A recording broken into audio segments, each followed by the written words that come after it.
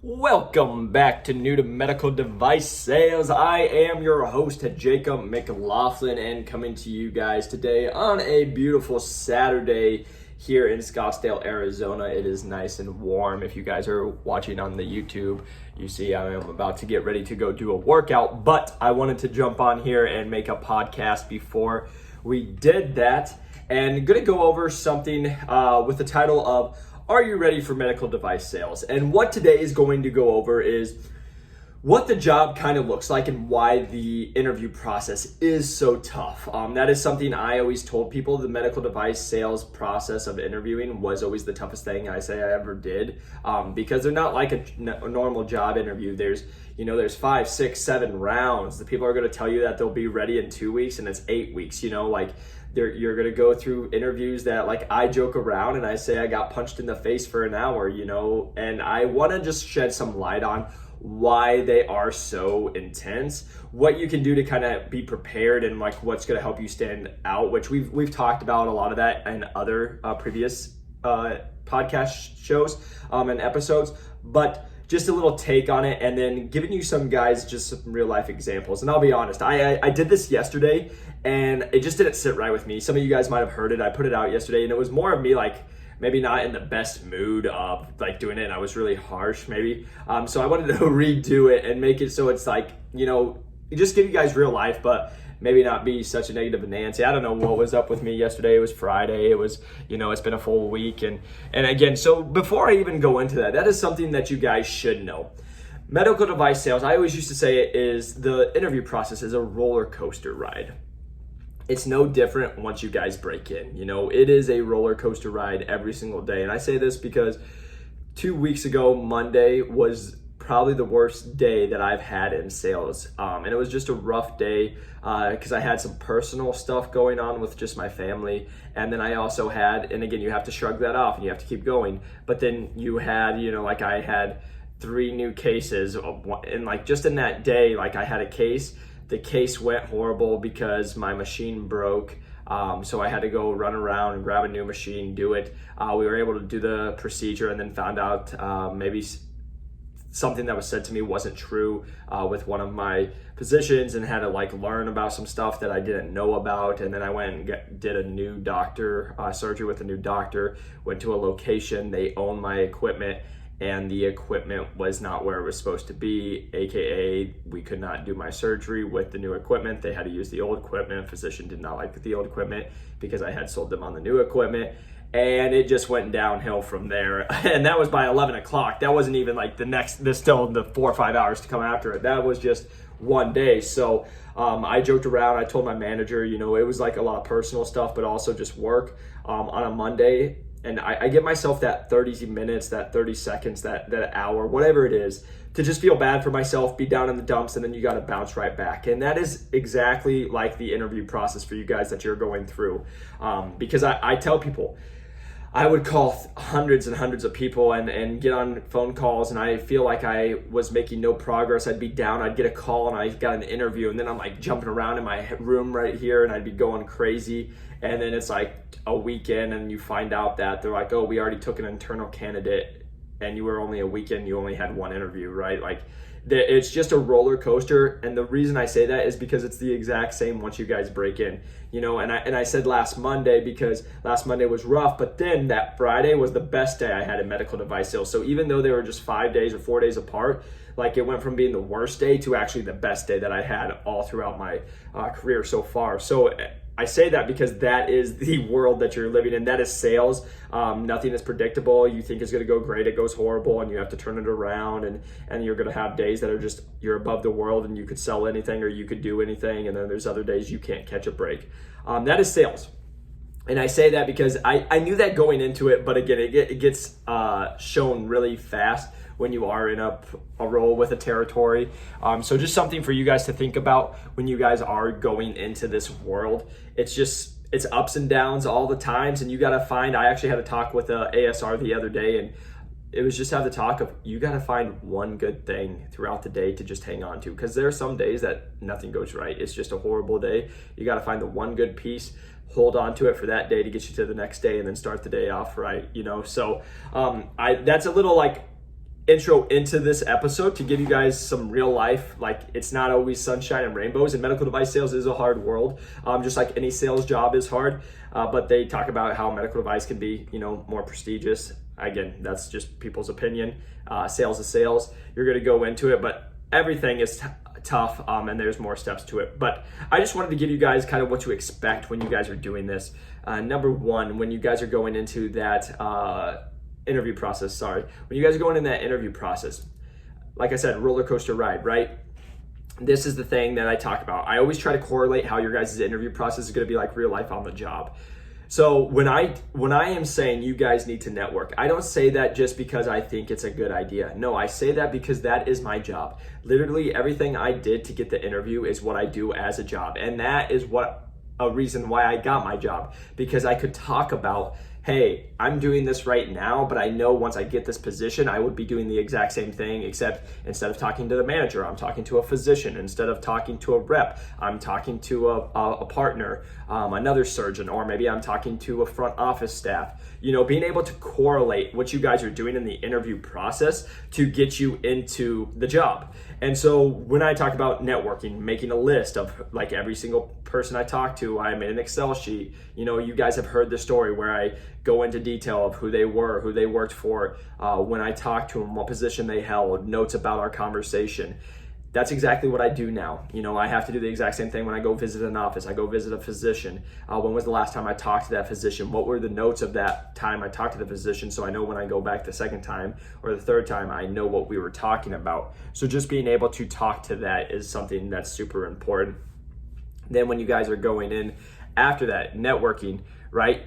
Then it's kind of like, hey, here's the interview process. We'll let you know within the next 4 weeks. And what you'll learn if you guys are going through this interview process, 4 weeks in medical device sales is really 12 weeks. Like it's, hey, they told you you'll have a job within a month and you're 2 months deep and you're still on the third round interview because things got pushed back.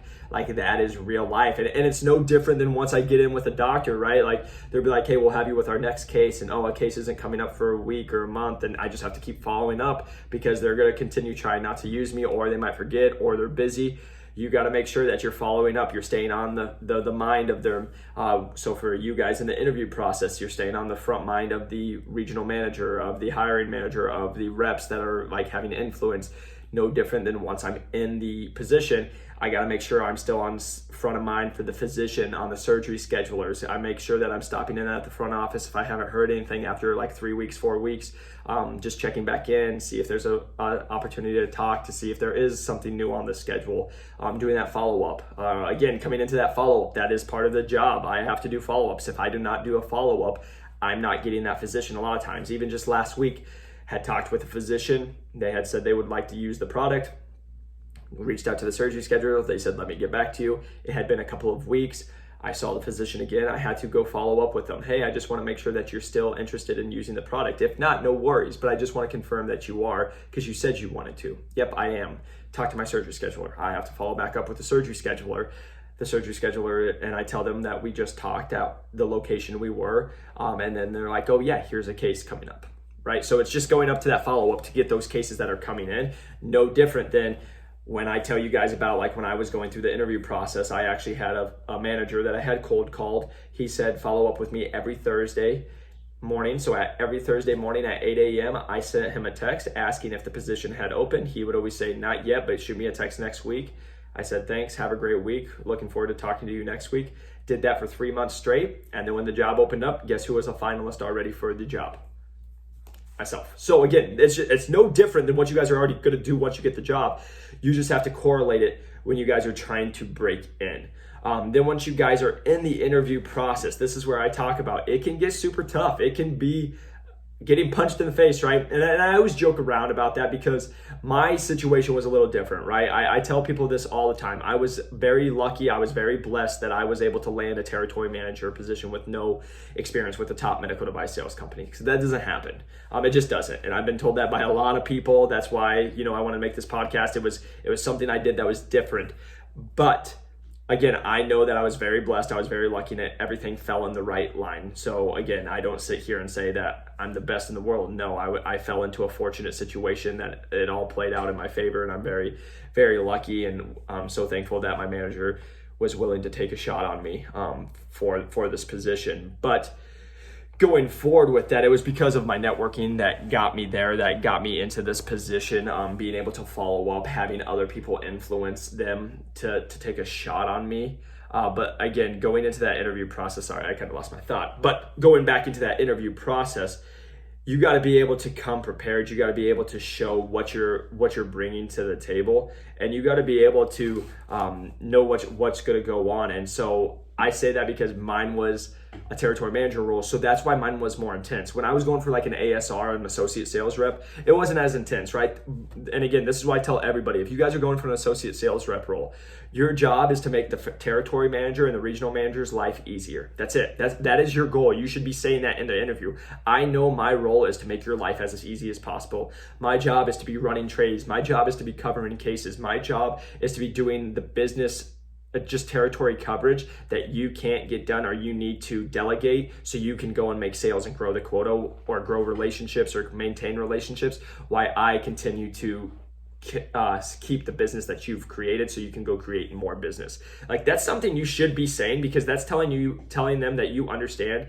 the job. And that's the thing that they're looking for an associate sales rep. They're looking for someone who is hardworking, that they don't have to babysit or have them calling them 30,000 times and asking things over and over. They want someone self-sufficient. They want a self-starter, because here's something I can just give you guys advice. If I was an associate, I would have been the person where it's like, hey, I saw there's a surgery on a Thursday. I would have took the trays there on a Monday or a Tuesday and not had to have my manager tell me that. I would have been like, hey, just so that you know, they're already checked in. If he had to go cover that case or she had to go cover that case, like, I would have been reading the mind, playing the playbook. So again, making their life as easy as possible. And that's just anything in life, guys. That's not even just medical device sales specific. That's when, if any job you guys, or any job you have, your job is to make someone's life easier and to over exceed, because this is what it always comes down to. I learned this in strength and conditioning. If you make yourself so valuable when it comes to tough times, when they have to fire people, when they have to make cuts, but if you've proven your worth, you'll never be cut, because you've proven that you can make someone's life easier, that you are an A player. So again, it doesn't matter if it's just in sales, if it's medical device, or whatever you're doing in life. Your job should be making everybody's life as easy as possible and not expecting that it should be easy, because I feel like that's where a lot of people like fall off, is they expect, or they have expectations that it should be this way, and it's actually that way. And here's a little quote for you guys that I tell other people: expectations just lead to disappointment. And what I mean by that is, if you come in and expecting that you want to work 7 to 3, you're going to make $70,000, but you expect to you work 7 to 3. Well, when you have to start at 6:30 or you have to work till 4:30, you're going to be mad. And you shouldn't be mad, because there was no one ever saying that it's 7 to 3, but you just put in your own head that, hey, I only want to work these hours. And so you expected it, and then when it doesn't happen, you're disappointed. I had to learn that the hard way. I did that all the time, where I'd be like, I want this, I want that, I want that. And then once you really realize that, hey, expectations just ruin what you're trying to do, when I literally would go into the interview process and say, hey, I can work whenever. I'm at cases at 5, or I'll be waking up at 5:30, 6 o'clock, getting to the places by 6:30, and working till 7, 8 o'clock on a Friday night sometimes. Like, once I take the expectations out and I just do what has to be done, life's easy. So again, that's what you guys have to be portraying to your TMs and your regional managers when you are trying to be an ASR. Hey, I know my life, or my job, is to make your life as easy as possible, and I will run trades, even if it's on a Friday night. Even like, I know ASRs who would like drop dates, or their date would have to run to a hospital and sit in the car with them while they ran a trade because an emergency case added on. Like, you just have to be able to commit that, like, hey, I'm here to make your life as easy as possible, and that is my goal. And also help drive sales. Like, can you do a lunch by yourself eventually? Can you make a sale? Can you gain a new doctor by yourself? Like, these are the things you guys should be saying in the interviews that are going to help you stand out, because I promise you, everybody's going to tell you they work hard. Everybody's going to tell you that I can do this. But this is where I always come back. Talk is cheap. You have to prove it. So if you guys are doing this in beforehand, if you're keeping the Excel sheet, if you're doing all the business planning, if you're showing that what you've done previously is not all talk and it's actually what you've done, then life is so much easier. And that's something I'm always trying to push for you guys is, hey, that's why the business plan is important. That's why the Excel sheet's important. That's why networking is so important. Because if you guys can show what you've done to get to that point, then it's easy. Because if I can have 5 reps call, which I did, I had 5 reps reach out to my manager when I was going for the job, and they all said, hey, I think Jacob's a great fit, or I think Jacob's a great candidate. Guess who's on front of mind? Guess who can help make influence and who's influencing people, who has influence on the decision. And then also just showing, hey, I said I reached out to this many people. I actually did it. I didn't just tell that to you to lie. I didn't say that just to look good. It's showing that you're putting your actions with your words. And that's what most people don't do. And that's their just reality, is most people just fake it till they make it. They're going to say they're going to work hard. They get in, they don't want to start till 7:30. They say they're going to stay up late. They want to quit their day by 4. Like, that's just the reality. And you have to show you're not that person, and you're going to follow through. And you're not going to be successful. I don't care what anyone says. You have to work hard. Like, even if you're working smarter, like maybe someone works 10 hours instead of 12 hours, you still have to work hard, and you have to be smart with it. So you're not going to ever outwork someone else. Like, you're never going to like be able to do something easy where you're like not working at all and making good money, right? Like, you have to be smart. Even if it's like something on technology, like you have to be smart and work hard to put it together to make it happen. So no matter what you guys are doing, you have to show that you've worked hard. You have to show that you will work hard. That's why if you can put it in the interview process and say, hey, I know these are the job qualifications, or this is what happens actually on the job, and I'm doing this before, this is why it's going to correlate. They don't care. This is where I'm a big pusher. It doesn't matter if you have sales experience, because I sat in every single interview and they all told me my resume sucked and that you shouldn't be here and that you don't have the sales experience we're looking for. And I said, you're correct, but yet here I am sitting in front of you, because I found the people who influenced you, just like I will when I'm a person, when I'm a rep, and I have to find my other doctors to influence another doctor. I need to find the surgery scheduler or the front office to influence my doctor to get me a lunch. Just like, you just have to make what you've done to this point and being able to show it. And I'll be real, guys. Let me tell you why my last one was, or my big interview was one. I was going for that TM, like I said, but I had no sales experience. I was going up with everybody who had sales experience, and it was for a full line sales rep. I have a quota. I make good money, but like there was a lot on the line. I had to prove why I was the top person, and if you don't, you're not going to get that job. And let me just tell you, I say it was like a boxing match, because I had 4 people on the panel, and they just questioned everything I did, and I had to come back with an answer. And that's why I was like a punch in the face. Hey, you did this. I don't believe it. Well, then I had to come back and tell them why they should believe it, or how I did it, and prove it. Just like I have to even with my doctors now. But the last question that I ever got asked was, because I was a personal trainer, and this is something for you guys to think about. So the last question I got asked by the VP was, you sell $60 memberships. We sell hundreds of $1,000s worth of capital equipment and disposables. I don't believe you have what it takes. You have 2 minutes to change my mind. Go. And that was the final question I had. And I had 2 minutes, right on the spot. I had 2 minutes to say why this person and this team needed to take a shot on me and believe in me over the other candidates. And I had to do it. Luckily, it worked, right? I got the job. Apparently what I said was good. They liked the answer. But again, that's like the reality of it. If I would have not said what I needed to say in that 2 minutes, I didn't get that job. And I had worked my butt off for 6 months to get that job, right? It came down to the last second. That's why I love sports. It's like the last second shot. You get it with 2 seconds. You're down by 2. It's a 3-pointer. Like, you have to hit it. The pressure's on. Are you going to choke? Are you going to nail it? Right? It's no different than this.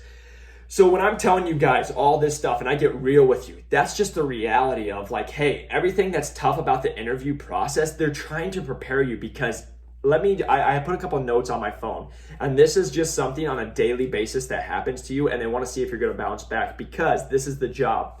And again, let me make this clear. This isn't like the only part, but these are parts of the job. Are you okay with getting lied to? And this is from staff, physicians, from people in the hospital, people that you're working with to try to get deals done. Are you okay with getting lied to? Are you okay with getting yelled at when it wasn't your fault? Are you okay with getting ignored when you walk into a room and you're trying to help them and they just ignore you and act like you don't even exist and they treat you like you're nothing? Are you okay with your life getting made much harder than it has to be because people won't do their jobs, but it still reflects poorly on you if it doesn't go well? So you're having to do 3 other people's jobs and grabbing equipment and grabbing stuff when they should have done that, but you have to do it so your surgery goes well, because no matter what happens, it's all on you.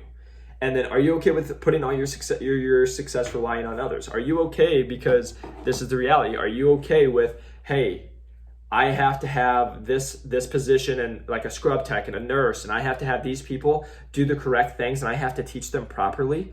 And if they don't do it correctly, my surgery's not going to go well because my device isn't going to work properly. So I have to make sure that they do it when they won't listen to you sometimes, right? Like, people don't want to get told what to do. So like, I've had situations where it's like, hey, let's put this together before the doctor gets in so we have a great case that's all ready to go. No, I don't want to. How are you going to deal with that during a surgery? And then how are you going to deal when they don't do that? And then your equipment falls on the floor and now you can't use your equipment. But if they would have done what you asked, it would have been fine, right? Like, how are you going to handle those situations? That's the reality of like medical device sales that not many people talk about. And that's what I want to shed light on today. Is it's a tough world. Like, yes, it's great, but everybody thinks of medical device and they think a lot of money, a lot of prestigious. You're in surgeries, you're working with surgeons, you're just making all this money.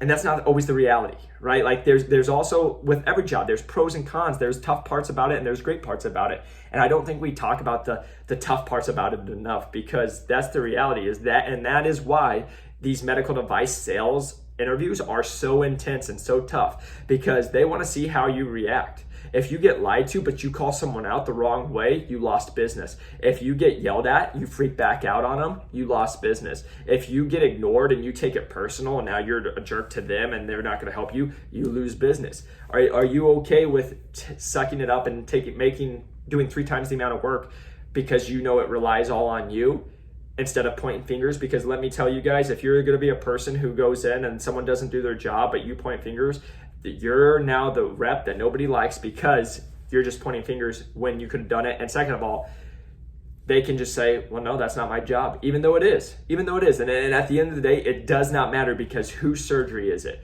It's your device getting used. It doesn't matter if they did everything right or they did everything wrong. It's going to reflect onto you. So whether the case goes great or poorly because of other people, it always comes back to you and your product and how the surgery went.